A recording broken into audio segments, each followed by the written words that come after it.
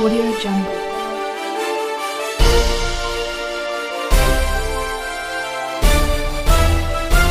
Audio Jungle. Bismillahirrahmanirrahim. Alhamdulillahillazi an'ama alaina ni'matal imani wal islam. Wassalatu wassalamu ala sayyidina Muhammadin asyrafil anam wa ala alihi wa ashabihi wa atba'ihi wa man huwa ulil akar wa ala alihi wa ashabihi wa atba'il kiram. Siapa yang tidak mengenal Andre Guluta Mboknale? Mulai daripada rakyat kecil sampai kepada orang yang paling besar di negara ini tahu siapa Guru Tambok-Dale.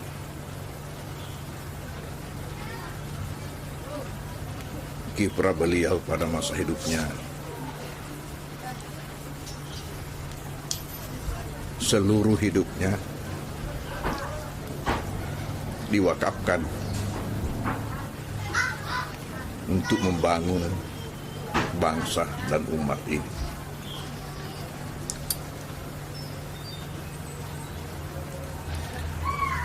Sampai pada saat ketika beliau diculik masuk hutan,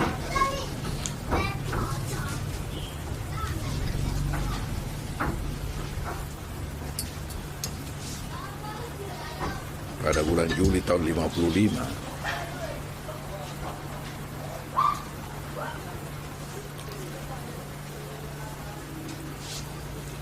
di Putih. Tempatnya itu sekarang ini antara Putih dengan Bela-Bela, di tempat pompa bensin sekarang ini di situ. Harus itu, Bang. Harus ya. Iya. Antara jembatan Putih dengan Belang-Belang. Jadi orang dulu menyebutnya Belang-Belang. Pada masa itu memang lagi santer penculikan dilakukan oleh gerombolan. Waktu itu ada dua pihak yang suka menculik. Anak buahnya Kahar Muzakar dan anak buahnya Usman Baloh. Motivasinya lain, beda. Kalau anak buahnya Usman Baloh diculik, disandra untuk minta tebusan pada keluarganya. Jadi ada dikirim, bayar sekian kalau mau dilepaskan.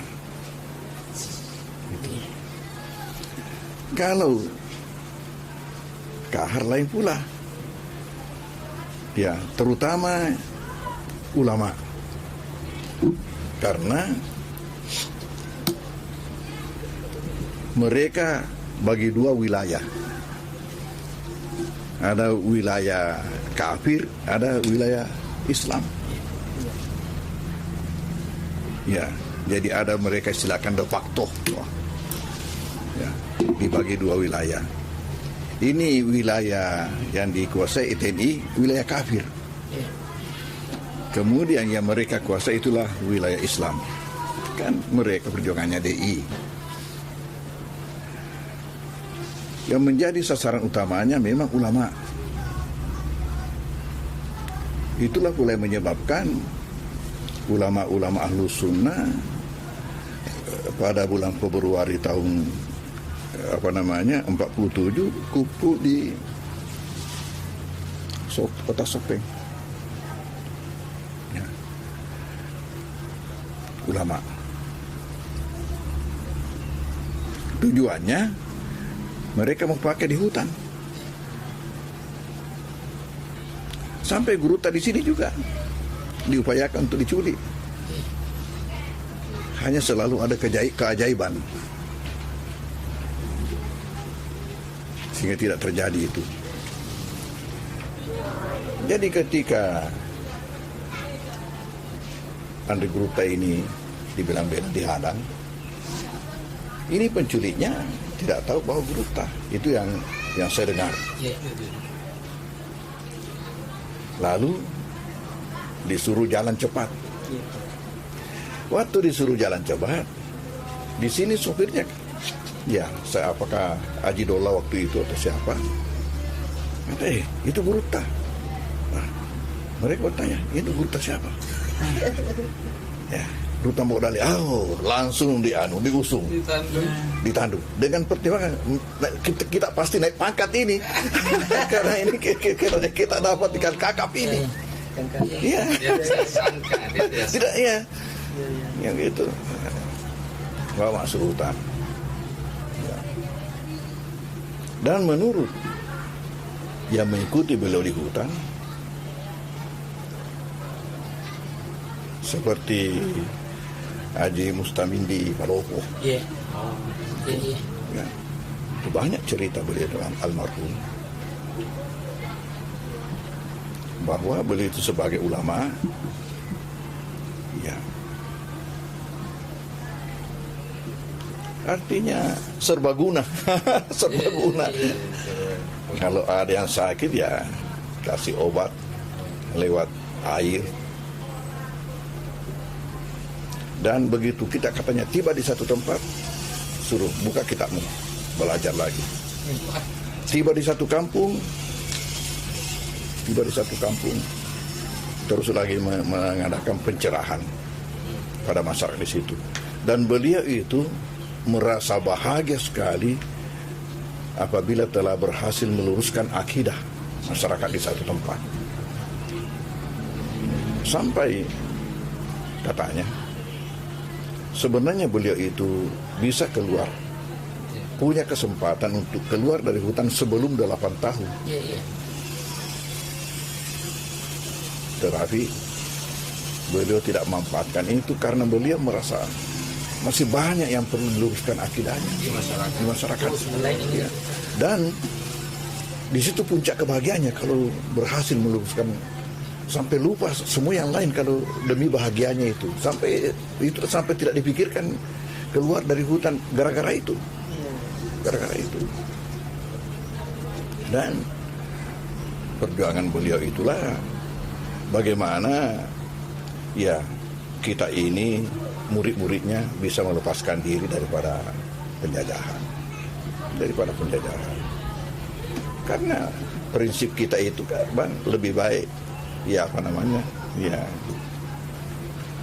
masuk ke liang lahat daripada dijajah oleh orang lain. Kemerdekaan kita untuk melaksanakan ajaran agama, poinnya beliau itu ialah bagaimana kita ini bebas melaksanakan ajaran agama. Dan tidak mungkin selama kita itu dijajah. Maka beliau itu melaksanakan dakwah di mana-mana. Di samping agama juga ini bagaimana sehingga masyarakat kita ini mengupayakan untuk merdeka kita daripada penjajahan.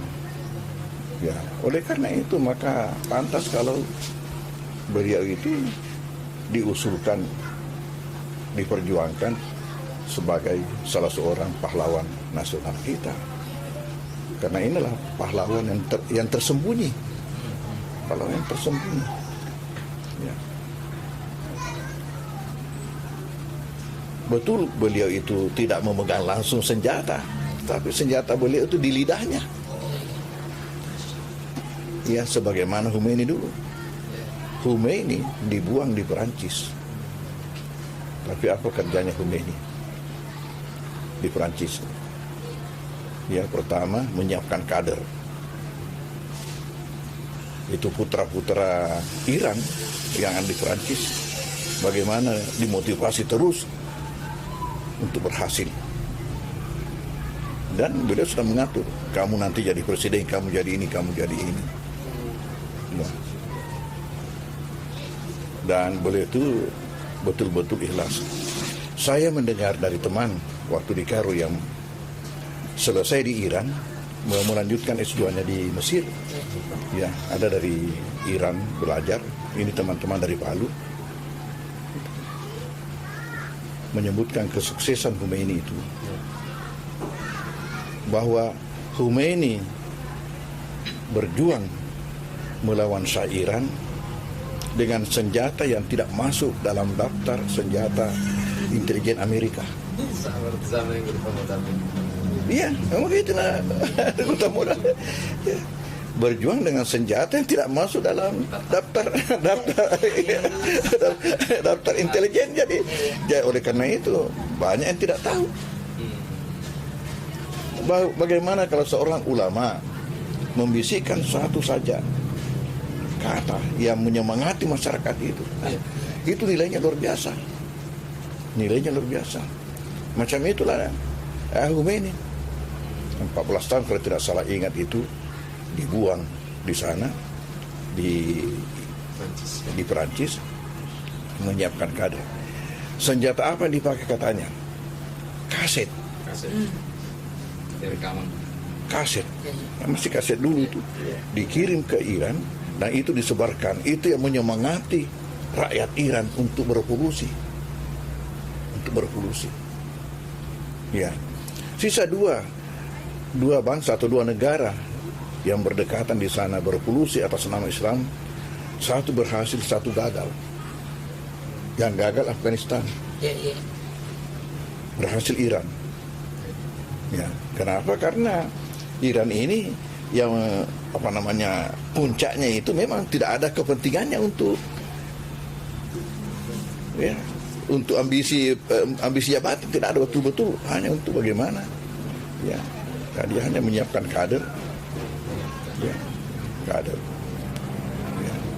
Sementara di Afghanistan, jadi yang satu ini siap memenangkan revolusi dan siap menerima kemenangan revolusi.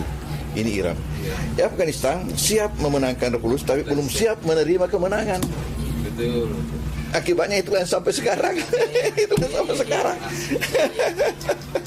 Sampai sekarang. Ya, jadi Andrei Gruta ini sangat layak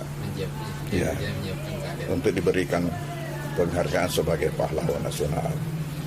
Saya kira ya usaha beliau itu, perjuangan beliau itu banyak yang sudah mendapatkan yang lebih rendah perjuangannya dibanding dengan beliau, tapi karena beliau perjuangan yang terselubung sehingga banyak yang tidak tahu. Ya, banyak yang sudah mendapatkan gelar pahlawan nasional yang lebih rendah nilai perjuangannya dibanding dengan Andrei Gruta. Oleh karena itu saya pribadi yang sangat mendukung kalau beliau itu diperjuangkan untuk mendapatkan penghargaan sebagai pahlawan nasional. Mudah-mudahan usaha kita ini diridai oleh Allah Subhanahu wa taala. Wassalamualaikum warahmatullahi wabarakatuh.